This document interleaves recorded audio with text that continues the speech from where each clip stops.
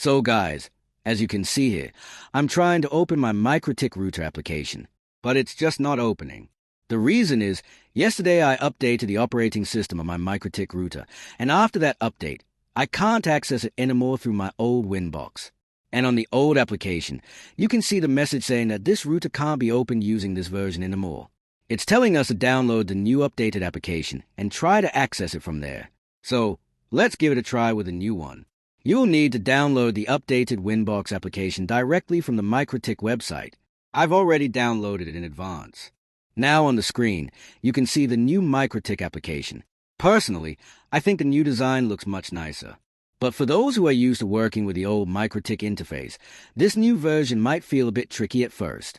Right here, you can see two options, one for IPv4 and another for IPv6. You'll need to select either one, and then log in using your user ID and password. So now, I'm entering my login details to access the router.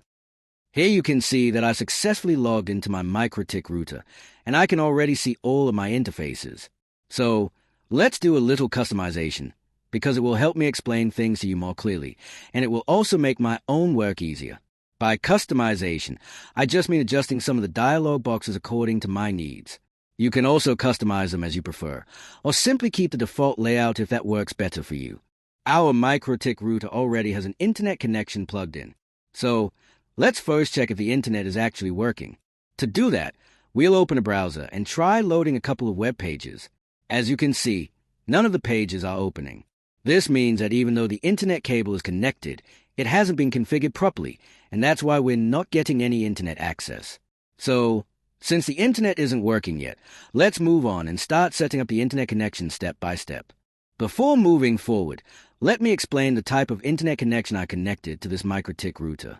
It's actually coming from another TP-Link router's LAN port, and that internet is running in DHCP mode. That's why I need to configure this MikroTik router as a DHCP client. So, the first step I'll take is to go to the IP option. From the router's IP options, we'll click on DHCP client, and then select the Ethernet port through which the internet is coming into the router.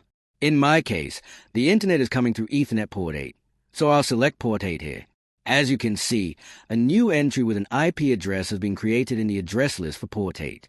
If we check the root section, we can also see that the necessary settings are automatically configured. No extra setup is needed. Now, we can ping to check the internet connection, and if we try opening a web page, it loads perfectly. This shows that the DHCP configuration has been completed successfully. Now, as you can see, I'm checking the ping from my router, and it's showing up perfectly. But if I remove the configuration I set up through Ethernet port 8, you'll notice that the internet connection stops working, and the ping starts failing. Now, we'll go back and restore the previous configuration so that the internet connection returns to our router.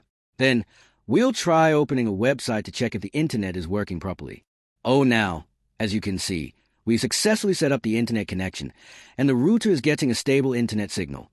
That's it for today's video. If you found this helpful, we'd really appreciate it if you stayed connected with our channel and supported us.